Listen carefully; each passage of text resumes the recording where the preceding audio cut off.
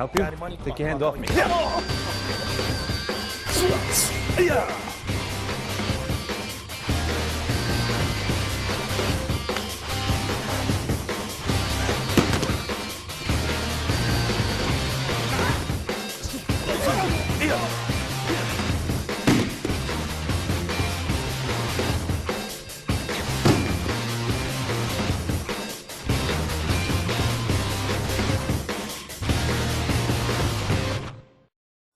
Hi, my name is Scott Rogers. I'm a master instructor in Kyusho Jitsu pressure point fighting. In this series, we're going to cover advanced pressure point fighting. We're going to learn in motion from a fighting position how to break through our opponent's attacks, land our own pressure point strikes. In addition to that, we're going to learn how to combine them with joint locking and throwing techniques. Everything you learn in the martial arts is a piece of the puzzle, whether it's punching, kicking, throwing, or pressure points. You cannot defeat your opponent using just one alone. You need to mix them together and be proficient. In order to do that, you need to know how to flow from one technique to another. And in this program, we're going to cover that.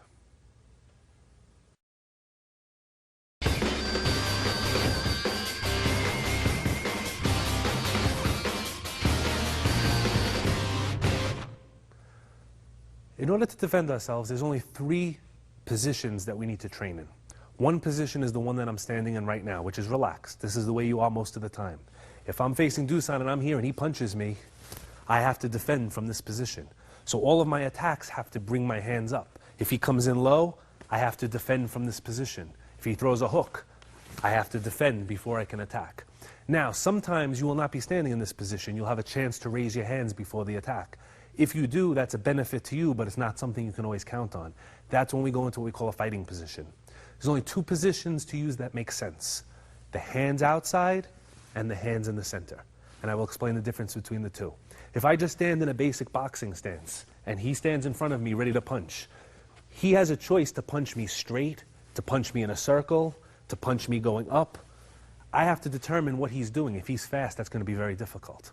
If I choose to put my hands in this position, throw a circular punch, he's not going to throw this punch in a circle because he knows he can't hit me.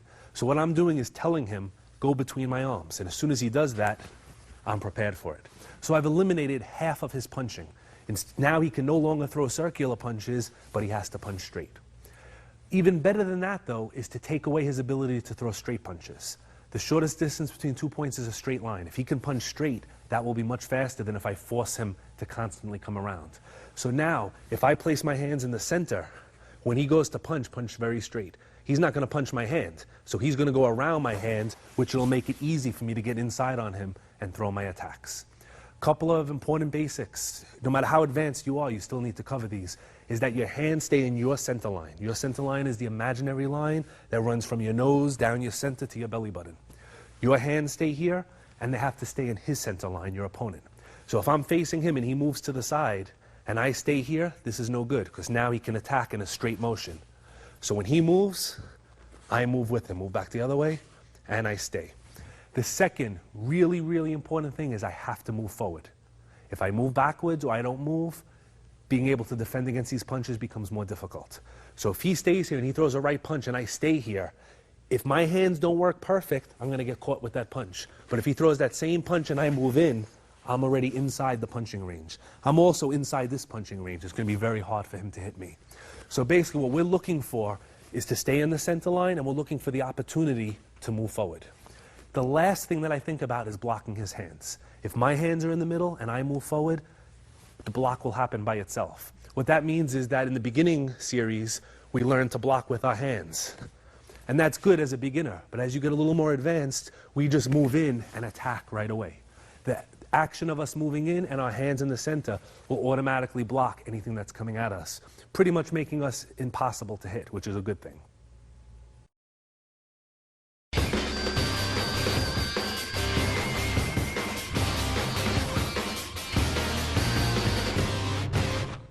Most common types of punches to be thrown are similar to boxing punches. We have the left jab, the straight right, hooks, and uppercuts. It's very rare for somebody in a self-defense or fighting situation to start throwing chops and spinning back fists. Usually you see that in a sporting type of event. So the punches we're going to learn to defend and we're going to concern ourselves with are those basic boxing type punches. So we're going to start with the left jab. If I face my opponent and my hands are up, In order for him to throw that punch, he has to step. That's another rule that we have to remember. If he's in his stance, stay there for a second, fighting position, and I'm here, and he can punch me without stepping, it's very difficult to defend that. Always force your opponent to take a step. So what you're going to react to is his step, not his hand. So when he takes his step, I take my step. All I did was look at my target, which is going to be the stomach 9 target, right next to the Adam's apple. We press it. When we hit it, it will either knock him completely out or stun him enough to allow us to follow up immediately. What I do is focus on that spot and move in. This hand picked off the punch as I went forward. I didn't mentally concentrate on blocking first and then hitting. I hit, and this hand just blocked by itself. It sounds a little strange, but if you step forward and your hands are in the proper position, your hands will move to defend. Because when your hands are in the middle and you see something coming on that side, your body naturally defends it. If I saw it coming on this side, it would defend on this side. So defense is not my concern at all. It's really offense. And if I'm very quick punch, I'll be in before his punch is even extended, which is preferably what I want to do. What we do with the drill is we start slow. We get a good distance and we move forward and we step back. Move forward. As soon as I see his foot move, I'm in there. I don't wait for him to land. As soon as he steps, he should be hit by the time his foot touches the floor. Once I get used to that, we move around slowly. And we move in. Move around and move in. Different directions, he punches, move in. The most important thing is that I step forward every time. There's a tendency after 2 or 3 punches to just use your hands. If he was punching a little bit faster, there's a chance of me getting struck that way. I always want to move in. Whether I strike or whether throw your punch, I'm going for a grappling situation. I still want to move in. That's my safest place to be. In close range, I can strike him. It's a little more difficult for him to strike me. And as I move in, I'm moving behind my strike, which is that chop to the side of the neck. So watch one more time. He punches. I come in with my chop. Let's just turn for a second. I'm not going to hit him hard. I just want you to see his reaction. He's a little stunned. Right from there, it's very easy for me to bring him into an arm lock. So we're going to break that down slow and show you how to do that. We move in and we chop. From here, I let this come around and I hook it into my neck. I grab my wrist, step back, and I bring him down. All right, let's try that from a different direction. All right, he punches, we move in. Reach over, grab the arm, step back, bring him down. Once he's here, we can strike him or just pull him down to the ground and submit him this way with a joint lock. All right, so last time, he punches, chop, underneath, bring him down. From here I decide, do I want to drop him to the ground or do I want to continue by striking him or chopping him? All right. Second technique that we can use from the jab is once we get inside, we can sweep him down with an outside leg throw. So he throws his punch, I hit, and I sweep him. As soon as he hits the ground, we pin him, press behind the jaw at triple warmer 17 with our thumb, and push towards his nose. All right? Let's try it again slow. He throws his punch, we move in. We grab wherever we are. If he started pulling the punch back, it wouldn't matter. Step behind, hook the leg, push, pin our knee into his ribs, and with our thumb go behind the jaw, push his head to the ground. Always maintaining control of the arm. If your opponent gives you something or you take something, don't give it back. If he grabbed my wrist and I grabbed him, he doesn't get it back. I bring him down, I hit him, I do whatever. I don't let go to hit him with this hand. In this situation, once I'm here and he goes down, he's giving me his arm, he doesn't get it back. If I strike with this hand or I use my feet to kick. All right, come back up. Ready? We're going to do the same thing now. We have 2 techniques that we practiced. We practiced the arm lock, and we practiced the throw. We're going to move around like before in a little bit of freestyle, and I'm going to look for an opportunity to do one of those 2 techniques. So I face him. When he's ready, he punches. I move in, and I sweep. He comes back up. We move around some more. I move in, and I arm lock. I help him back up. We move around a little bit more. I wait. He wasn't close. I move in, and I sweep. Okay? Now, on that last one, I took a small step back. The reason was I wasn't prepared. So when he was here, I was a little too close. I got out of range. It's okay to move backwards to get out of range, but not to defend, meaning punch. You can't defend going backwards because then the next punch is going to hit you. If I need to completely move out of range, that's fine. Now when he comes after me, I move in. This is our left jab.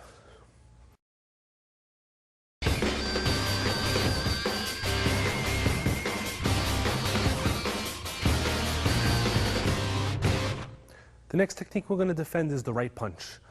When I say left and right, we're assuming that both parties have left leg in the front and they're punching accordingly. Obviously, if we switched, everything would be opposite. It would be a right jab and a left straight. Right now, we have the left side in the front. He punches straight with the right hand this way. This is what we want to defend. This is a little more dangerous than the left jab because if it does get through, there's a lot more power behind it. So we're going to take our same fighting position.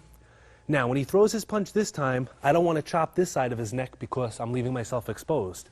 So this hand is going to shoot to palm under the jaw, stomach 5. Right, travel the eye down, right under the jaw with the palm strike.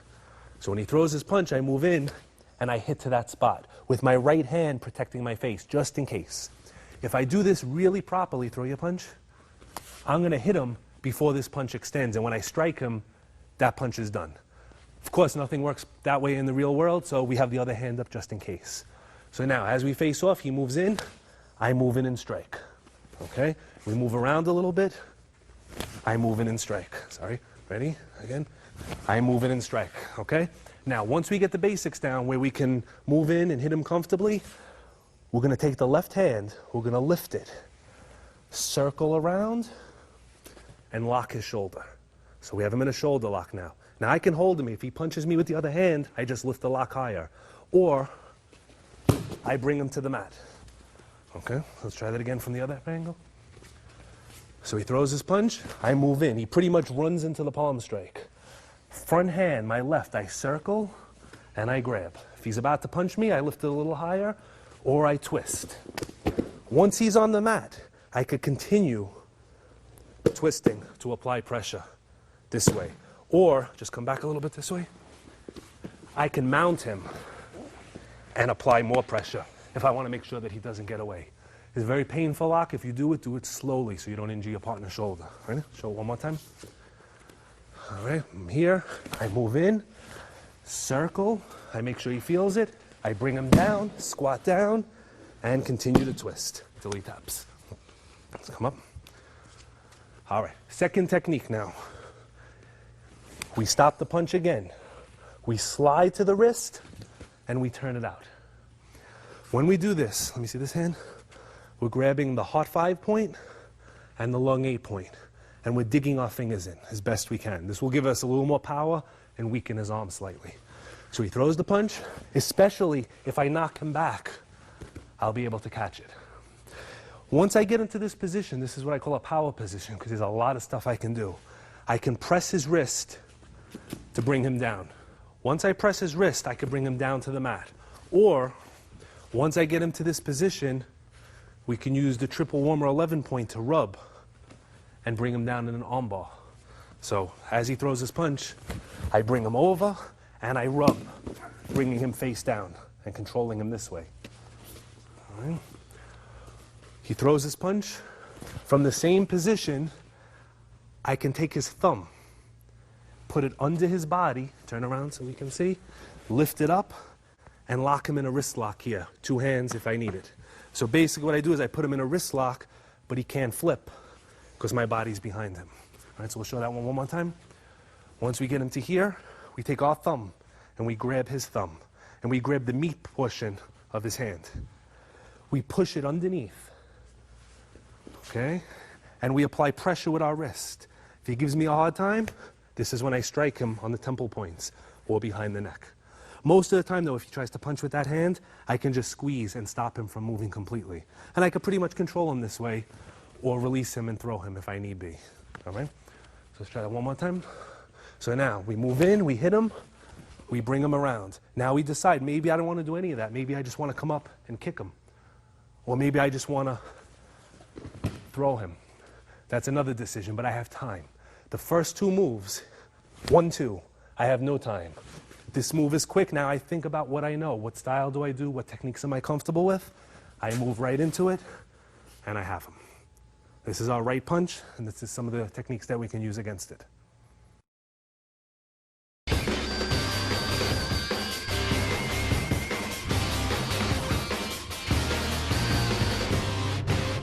The next common punch that could be thrown is a hook. It's not the most effective. The first two punches are more damaging and quicker, but a lot of people punch in a circular manner. We have two effective ways of dealing with this. The first one is from our fighting position, is using the double block. The second is to not block at all and just immediately strike. The way this works is that if a person's coming around and you shoot straight in, you're going to get there first. So if I'm here and he punches and I move in and hit him in the throat point over here, Conception Vessel 22, I'll knock him right out of the box. He won't be anywhere near me. Of course, I need to be fast and my timing has to be good on that one. That's why we train with both. So the first one we're going to do is from our regular fighting position. He comes in the circle, two hands will just block. So I'll go really slow, 1, 2. Now block is kind of the wrong word because I'm actually attacking the points on his arm. Let me see the other arm.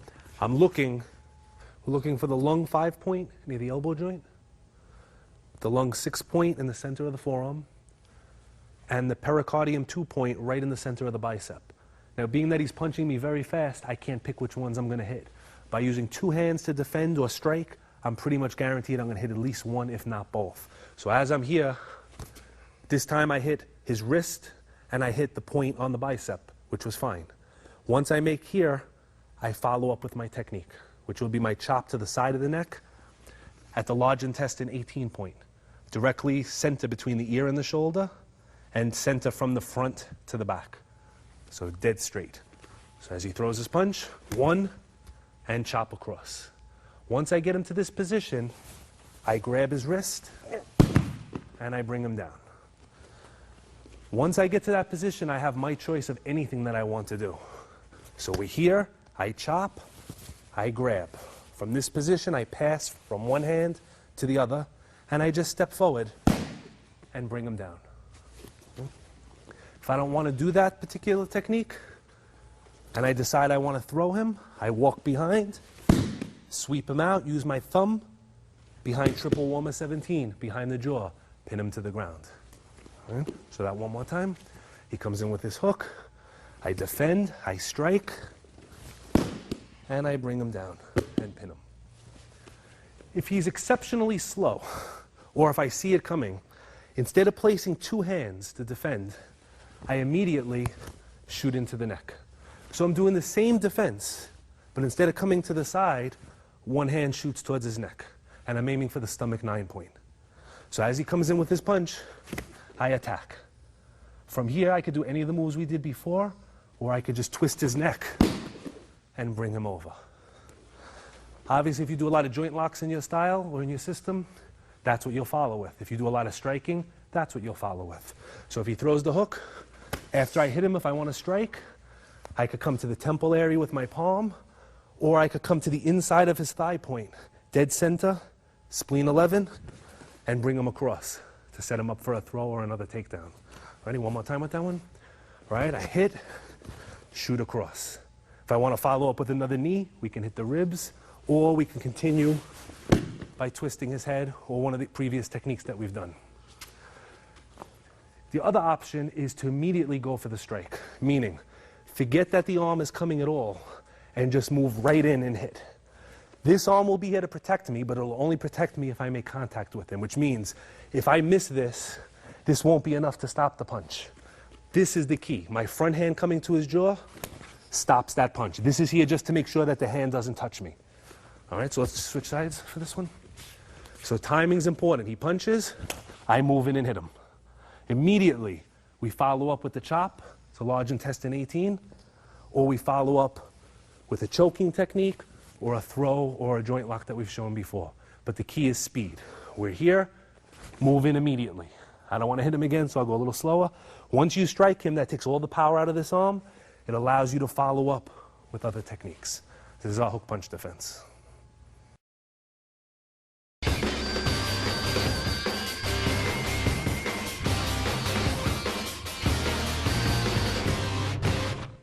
We're going to concentrate now is how to defend against kicks. Most common kick thrown is going to be a front kick, shooting straight up the center. When I face my opponent, as he comes up with the kick, I'm going to shift in a circle away from him. Let's go on the other side so they can see the circle. All right, as he comes up, I shift and make him miss. While he's kicking, ready? I'm going to kick underneath the back of his leg. By doing that, when he puts his foot down, he's going to be extremely off balance. So he comes up with his kick, and I kick myself. From here, I would either move in with my hands to strike, or I would come with my own kick to either the bladder points, where your belly button is, or to the rib points on the side of the waist. So he comes in with his kick, shift, kick, and shoot up, or strike. If I kick this hard enough, he will fall. We're not going to do that because safety-wise, I can injure him. But as I come around a really hard shot here, he can fall over backwards. So the follow-ups will be a little different for that. All right? So we'll go one more time, half speed, kick, shoot in for a strike, gallbladder 20, palm strike, perfect shot, give him a tap there. Or follow up with your own kick or your own knee strike, possibly to the side of the leg, the gallbladder 31 point where your finger touches. That controls his entire balance. Second defense for the front kick, if you don't like the kick or your legs aren't that fast, is to use the rear hand and catch it. So we're going to step out and catch. He comes up, catch. From here, I can either sweep him down or turn a little bit.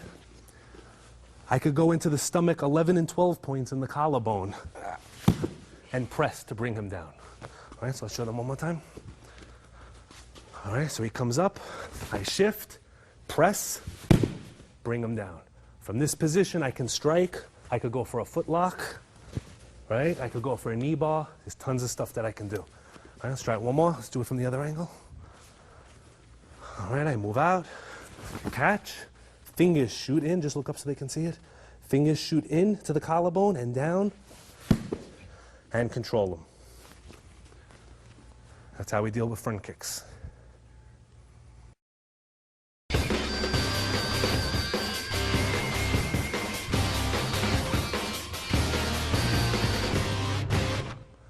For the next kick we're going to defend is going to be the roundhouse kick. 80% of all kicks thrown in any fighting situation is a roundhouse kick. That's a statistic, which means it's very likely that that kick is going to be the kick of choice. Roundhouse kick, the good news is, comes around. The problem is sometimes it's going to come low, sometimes it's going to come high. Your defense will be slightly different. Let's do the one that comes to the waist or high first. And what we're going to do is actually catch it by moving in, and we're going to press to the throat point at CV22 to drop him to the ground quickly before he can counter or pull his leg. So as he throws his kick, don't do it yet, we're going to step forward to limit the power of the kick, circle the arm, catch it, fingers into the throat, press him to the ground. So we'll do the first one slow. We move in, catch it. Fingers immediately to the throat. If I wanted to hurt him, I would do it quick. And I just push. Bringing him down. Obviously, there's a lot of targets we could take from here, but we're not going to do that right now. Ready? Let's try that one more time. Come from the other angle. This way. All right. Now, if I stay here, throw your kick. This is going to hurt because I'm going to take the impact. Even if I catch it, not so good. Always move forward. I move in, I catch it.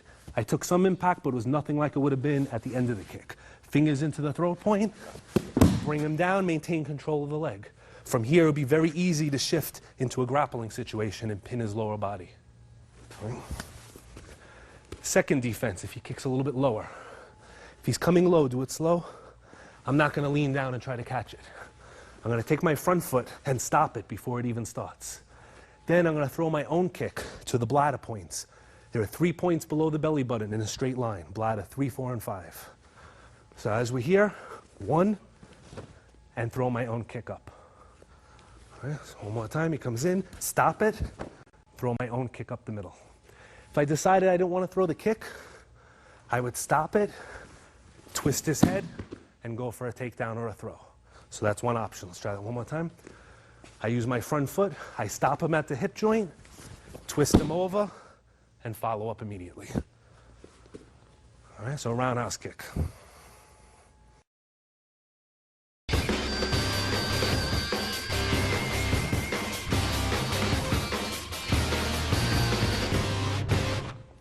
A lot of times you're facing your opponent and you're not in a defensive position, you're actually looking to attack, but you don't want to just walk into one of his punches. So what we're going to do now is a couple of entry techniques that get you past his arms, strike points on the arms which will weaken the rest of his body and set up a knockout or another pressure point shot. If he's in his fighting stance, and he's not moving towards me, but I don't want to just walk in and have him hit me. Using my front hand, I'm going to use my back fist, and I'm going to strike the triple warmer 3-point by his pinky. So as I'm here, I'll flick it out. His hand opens, and it just gives him a little bit of pain. As soon as I make contact here, this hand is going to chop on the large intestine 10 and 11 points, which will help numb his arm, but it will also turn his body, setting up the gallbladder 20 point for the knockout. All right? So as he's here, I can't quite get inside. I knuckle, I hit, and I chop. Okay? Now, I hit him a little bit there, and he felt the effects of it. Hard shots, he would go immediately down. The key is to get the first 2 points very quickly. So that I don't injure him, I'm not going to knuckle him anymore. I'm also not going to chop him. I'm going to slap and slap. And this is how you should practice it. So as I'm here, 1, 2, 3. Know that real situation, knuckle, chop, and chop. All right? So we'll do one more time just with the slaps. 1, 2, 3. By putting his arm across his body, it prevents him from punching with the other arm. So if I'm here, he can still punch me. Go back. Now punch me. He cannot. So just by crossing his arm, he cannot punch me for that instant. All right? So one more time. As we're here, as long as I can reach him, right? I can't reach his face, he can't reach my face. As long as I can reach his hand, I can gain entry. 1, 2, and strike. Now, the opposite is to go to the inside. Using the 4 knuckles, the same knuckles you would knock on a door with. We're going to hit either the pericardium point, 2 inches above the wrist, I'll show it on him, or the lung 8 or the heart 5 point. So you have 3 points in a row. You could hit any of them. And all we want to do is tap it, just like that. And we're going to follow that tap with a chop to either large intestine 18 on the side of the neck or stomach 9 on the front, depending on how much he turns his shoulders.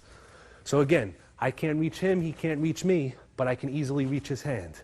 Knuckle and move in for the strike. Ready? Turn this way. All right, so at a distance, we can't reach each other. Knuckle, move in, strike, and I can follow up right from there. Another entry technique that I like to use is to switch my hands. If I switch hands, if he's got really good reflexes, he's going to defend my punch. He's going to defend. As soon as he defends, that's when I throw my kick. So really, all I'm doing is switching my hands and kicking. But because he thinks I'm about to punch him, when I make that switch, he defends. As soon as he goes to defend that, he doesn't see what's coming below. And we strike to the points below the belly button. So we're here, I move around with him a little bit, I defend, and throw my kick.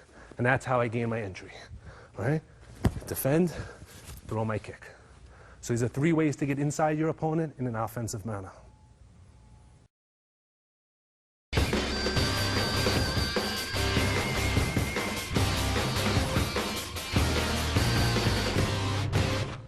At the advanced level of martial arts, we start learning techniques that are a little different from the ordinary.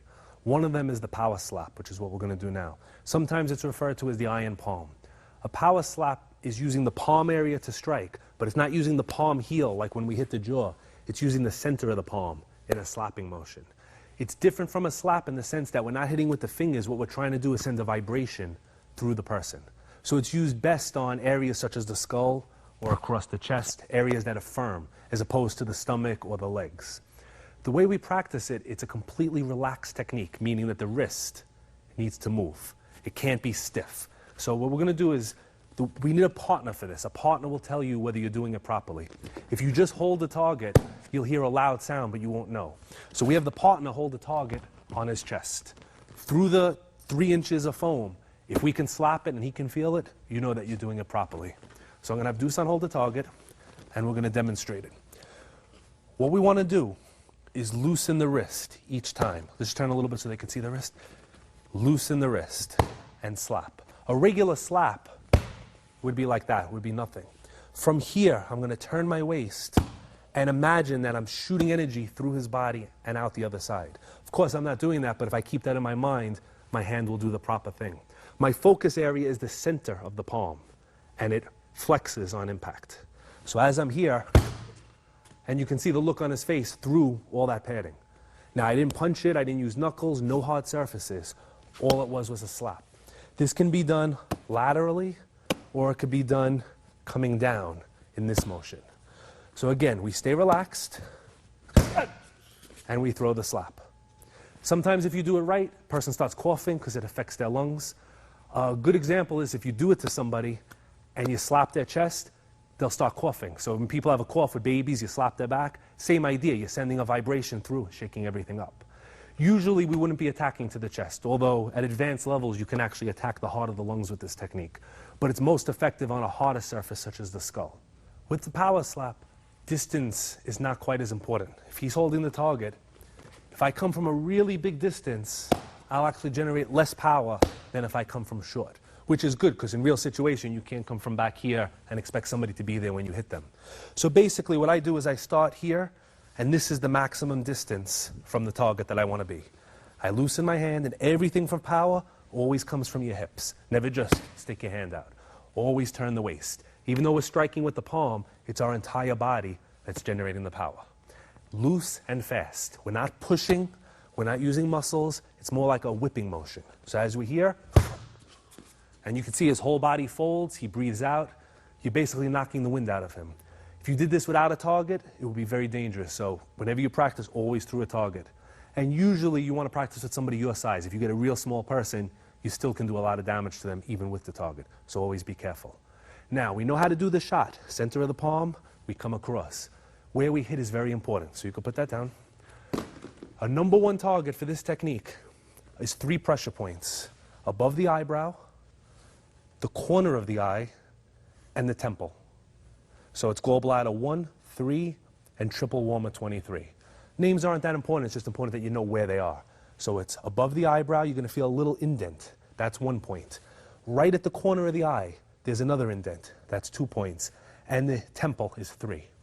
We want to hit it not with the heel. So just turn a little bit more. Not with the heel, but a slapping motion. If you do it right, you'll hear this. So now, if your partner grabs you and you want out, you slap, you get a fantastic effect. Through experience, this particular point generally doesn't knock the person down, but it always does what it just did. It makes him turn, he starts blinking, he doesn't know where he is for a second. If I wanted to follow up with another strike, a throw, a choke, or if I just wanted to run, I would be able to do that. Of course, if I put more power into it, the effect would be much greater. So again, the first point is this triangle, triple warmer 23 above the eye, the temple, and the corner of the eye. Ready? Turn this way a little bit. And what I want is just like this. So I want to hit this in a slapping motion, like I want to take this eye and knock it to the opposite eye. So you have to have a visualization whenever you do it. So loose and slap. Another situation, if he was to grab and punch me, I would block the punch and shoot back to that spot immediately. If I wanted to do it off of a punching defense, if he threw a straight punch, I would block and shoot up from underneath. Immediately after contact, I can shoot to a choking technique. All right, so watch that one more time. Shoot up, boom, right into a choke, a one-arm choke. So hopefully the slap would drop him. If it didn't, I finish immediately with the choke. I stun him. Another way to do a similar move is to go over the arm and come back. So the last one we went under the arm. This one we block the wrist, the elbow, we bring it down a little and slap across. All right, a little bit faster. 1 and 2 coming across. So we have the triangle on the side of the eye.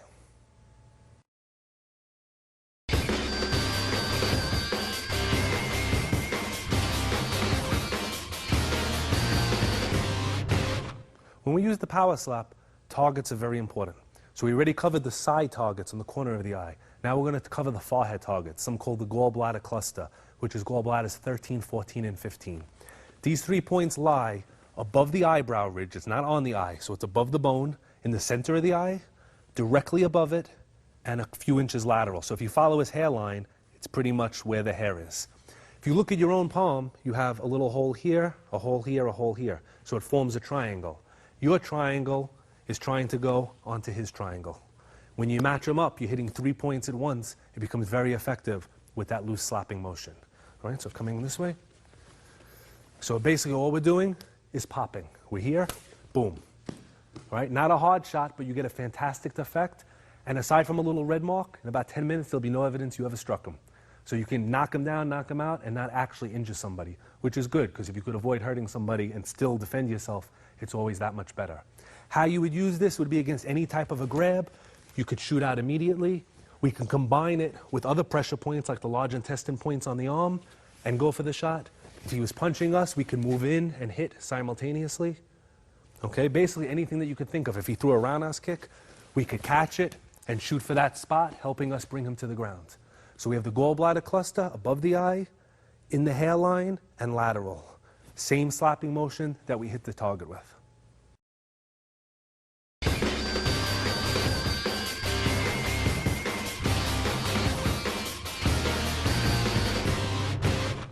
All right, the next target for the power slap is along the jawline. There are a lot of pressure points here, and you can't specifically hit one or the other with this technique, but you'll get a bunch of them, so we'll just cover what the possibilities are. The main one we're after is the stomach 5-point. If you make a line from the corner of his eye down to his jaw, underneath it, that's the first point we're going for. The next point is the small intestine 17-point, which is between his jaw and his neck, right in the neck muscle here. You press it, very painful. The third point you could possibly hit would be behind the jaw, the triple warmer 17. And the fourth point could be the gallbladder 20, the fingers wrap around. All you really need to do, to simplify it, is put your hand on his jaw. Try not to hit his ear, because all it'll do is hurt his ear, but not have an effect. Slap, just like that. So you had your choice before of going up here, coming to the side. All right, we're going to try this one. As we're here, slapping underneath the jaw. You could hear and see his reaction. I would say I hit him that hard. If you go back and you see how hard we were actually hitting the shield, imagine applying that force to the point that we just did. He would be unconscious or at the very least on the floor. So again, I'm not going to hit him again, but we slap under the jaw like we want it to come out this side. We don't slap across, slightly up and in. And we're aiming along the jaw ridge and into the neck. We're trying to get as many points as we can in a quick shot. The applications would be very similar. If he punched, we could bring it down, slap across. If he grabbed and punched, we can block, slap across. If he was just grabbing us, right, we can escape from the grab and slap across. Always remember whipping motion and aim for the target.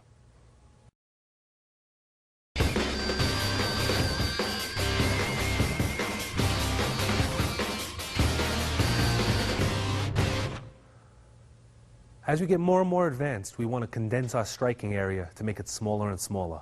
Meaning, a palm strike is a very large area. If we focus 2 knuckles, it becomes smaller. But if we could focus it to 1 knuckle or fingertips, we become much more damaging. The problem with this is, number one, we need a little bit of conditioning, a little bit of hand strength to be able to do this position. But more importantly, number two, we need to be more accurate. Hopefully, as you get more advanced, your accuracy will increase and you'll be able to take advantage of these techniques. One of the advantages in using them, aside from the smaller surface area, is I can do a lot of damage over a short distance. If I face Dusan and I decide I want to strike him from here, pretty much anybody can knock him out there. But if I'm in very close and I need to hit him in a short range, that chop might not be so effective. But if I could use a small weapon, the index finger, the center finger, the thumb, or even the fingertips, I could generate enough force over a short distance to be able to use my technique and do damage to him, even though I don't have all the wind-up that I would have liked. So the first one we're going to do is the index knuckle. Usually, we'll use this one if we're going to punch in a downward motion. So we put our thumb on top to give it support, and we go in and slightly down. The targets for this, the best target is the mental nerve, the little hole in the corner of the jaw where the mustache comes down.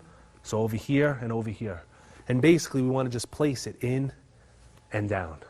Even that little tap he felt, if I would extend my hand, he'd probably be picking it up from the ground.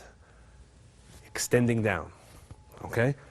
Another target area that we can use with a small weapon is we can actually go to the torso, which we usually don't do. The reason we don't do that is if I punch him in the chest, he's got enough muscle that he can protect it. All right, switch one more time. But if he grabs me and I use a small weapon and I come to the stomach 15 point, which is in the center of his chest, I get a really big effect from that. Where if I would have punched him, he would have just felt it and stood there. So focusing to the chest area, if I use a small weapon, I can bring him right down. Another spot that I really like to hit is we find where his shoulder is and the line where his arm lifts.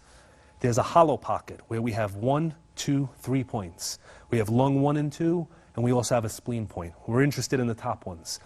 the knuckle will fit directly in there. So if he's grabbed me and for some reason I need him to turn, maybe to expose a back point, I'll shoot a knuckle into that point, which will set up getting behind him. So I don't need a lot of wind up. I'm here, I just shoot it in, and I'm behind him instantly. The advantage in this also is, if he's grabbed me here, where's he punching me? This hand.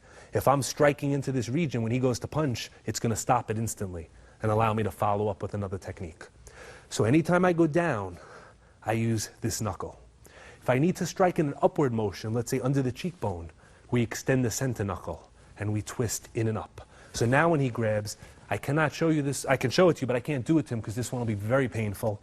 We put it in, twisting, and we strike under the cheekbone. And you'll get a very quick knockout like this. But you'll also get a lot of bruising. You may damage his teeth. In and up, we're going into the small intestine 18 point under the cheekbone. So he grabs, and we shoot in. Another upward target that we can use is the small intestine 17 point, which is in the corner between the jaw and the neck. We can use the middle knuckle, same way, by applying pressure, or we could even use the fingertips because it's so soft in the neck region. Once we go into the neck region, we can use fingertip strikes because the neck is so soft that most people's fingers will go in there without too much conditioning. If he throws a punch, I can still go for the small intestine 17 point, or we can go for the stomach 9 point opposite the Adam's apple, shooting in. Almost every system of karate I've ever seen has a technique that does this. And what you're doing is when he attacks, you're striking into that point because it's very effective and requires very little force. So we can use fingertips here, we can squeeze, we can hit. Is a very important point, the stomach 9 point. The last fingertip point that I really like to use is the center of the neck, CV22. When you strike this point, it requires no force to get an effect. If your opponent's grabbing you, we shoot in, he's coughing, he's uncomfortable, he's immediately off of you. If we would try to punch in that region, we wouldn't get in there because it's a little hole, but the fingers fit right in. Whether you're doing it from a distance or if you're in close and you just squeeze into there, small hand weapons will fit into this area. If you wanted to do a little more damage, we can put one of the knuckles and actually strike into that spot. But most times that wouldn't be necessary. The fingertips alone will do the work.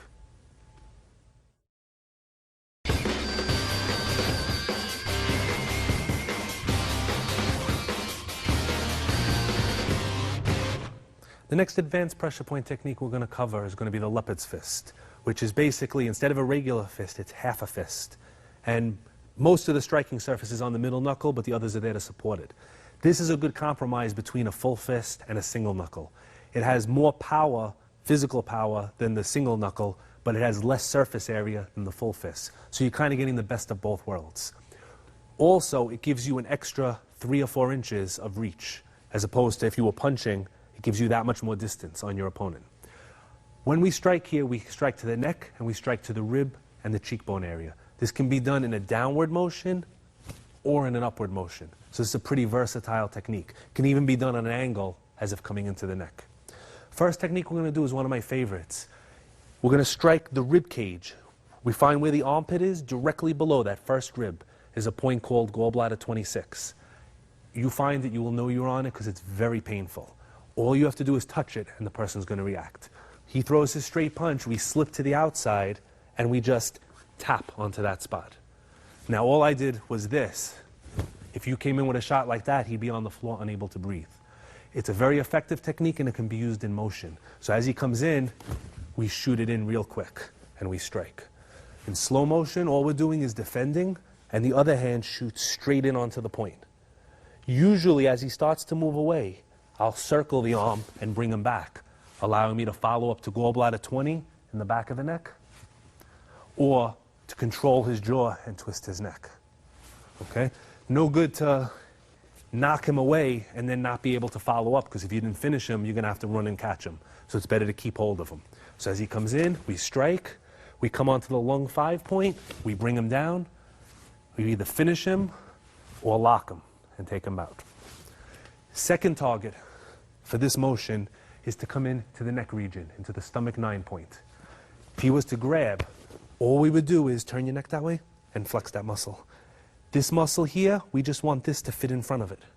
So as he's facing me, we just shoot it in. So our hand is held on the exact angle that the muscle comes down. So let's turn this way a little bit.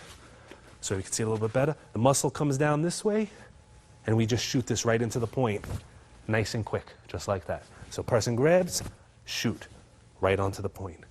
This is a technique that should never be practiced with force. Don't attempt a knockout with this technique. Anytime you use small hands and you come into the neck, you got to control your force because you're penetrating much deeper than if, let's say, you were chopping or using a palm. And you can do serious damage. You have veins, arteries, nerves, all kinds of structures floating around in there that you don't want to damage. So small techniques, we got to practice slow. We use them mostly in life-threatening situations. Third technique that we can do, using the hot three-point on the inside of his elbow between his bicep and tricep. We squeeze, he feels it. When he throws his punch, we shoot the knuckle almost like a hook into that point to paralyze his arm. Immediately after that, that arm is useless. He'll pretty much freeze in that spot for a second and will allow you a follow-up shot. So as he comes in with his punch, we strike, we can grab the arm, same things, hit here, twist his neck, use our legs, whatever you want, that's up to you. Switch, straight punch. All right, so he comes in again, one, strike underneath into that point, almost like an uppercut. Once you get that, we can follow up immediately. But you can be pretty sure that this arm is going to be useless. Just by squeezing it, it's very painful. You dig a knuckle in there, he may not feel his arm for hours. You're going to do a lot of damage, so let's be careful with that one. Third point that we go for is the hollow, right here. CV22. This could be a life-threatening technique, so be careful with it. From any position, pretty much, we just shoot straight in with all our force. If we did fingertips, we would do a lot of damage. He'd cough and fall down, but our fingers would start to give out, which would limit the amount of damage we can do. When we use these knuckles, we're going to go completely through him, crushing everything in its way. So it's a very deadly technique. Generally, when your life is threatened, it would be the only time appropriate to use this hand position for this technique. Somebody was to ask me what's the surest way to kill somebody or do a lot of damage, this would be it. This is the way that I'm confident 100% if I hit you there, I'm going to do serious damage. Okay, the next point we're going to cover is the cheekbones again, the small intestine 18 points. Instead of targeting it this way, we're going to rotate the hand, just like an uppercut, but using the knuckles.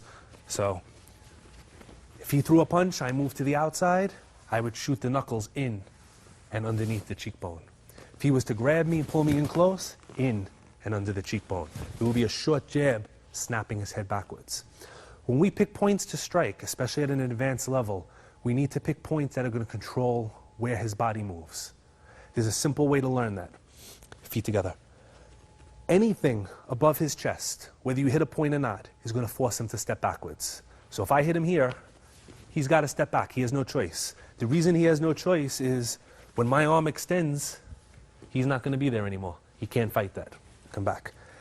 Anything below his solar plexus or his chest, when I hit him, he's going to bend forward. Same idea. I'm pushing this part of his body back. How far he bends forward depends on how hard I hit him and where I hit him. If I hit him in his stomach, he'll bend a little. If I come to his bladder or groin, he'll bend a lot more. If I hit him, I find his center line. If I hit him on this side of the center line, this side will go backwards. So before, when he grabbed and I wanted to turn him, I did a single knuckle strike to the lung 1 point, which turned him sideways. So now, we're above the center line and we're on this side. So he's going to step back with that foot and turn. Come back. If I want him to step back with this foot, I'll hit him on this side. Come back. If I want him to bend forward and step back a little, I'll hit him in that rib. So on and so forth. So when I choose points to strike, I'm not worried so much about where I'm hitting, I'm worried about where he's going to be. I'll give you another example. If he throws a straight punch and I slap him into his bladder points, my next move can't go up here. It doesn't make sense, he won't be there. So I have to make sure that if I hit his bladder point, my next move comes down or comes into his kidney area. Where I move and where I go is dependent on my previous technique, so I always have to think one step ahead. If I decide that he punches and I hit him in the throat, I can't hit him with my hand again. So that move will always be followed by a front kick. So if he's here and he punches, if I hit him in the throat, the next move is always a front kick. When I throw that low front kick, that brings his head down, allowing me to twist it or to strike it. These theories are 100% because as long as you're striking, you're going to get that reaction. And if you're hitting a pressure point, it's going to be even more of a reaction because the pain will be more, it'll be more intense, and it will be quick. How long the person stays there depends on how much damage you do. If I just kind of flick him there, he'll go and come back up. If I really hit him hard, he'll just kind of stay there. You ever see a fighter, he gets his rib broken, he's constantly like this, because it just hurts so much that he's protecting it. So keep that in mind. Another fighting theory, advanced level, is that wherever you hit, the person's hands will generally go. If I go for his eyes, he's going to go back and his hands will go up. So if I'm looking for a low shot, I'll go up high and then I'll attack low. That's how the switching hands techniques work. I switched hands, he went to defend it, and I came low. Or I can reverse it. I could come low as he goes to defend it. I could shoot high with a power slap to his forehead. So these are all strategies that need to be practiced in freestyle till you get comfortable with it, so that you know every time you hit somebody where their body's going to be for the next shot. If you know where they're going to be before they get there, you are a step ahead of them, and you're going to appear like lightning quick to them. Hi, I hope everybody enjoyed this program on advanced pressure point fighting. Key thing to remember about pressure points is they're a small part of the equation, an important part, but a small part. It's important that you learn to put them together with your punching, your kicking, and your throwing, which is what we've tried to show you before. If anybody has any further questions or is looking for an instructor in their area, or he just needs any help, please feel free to contact me through my email address or telephone number, which will appear at the end of this program. Thank you and enjoy your training.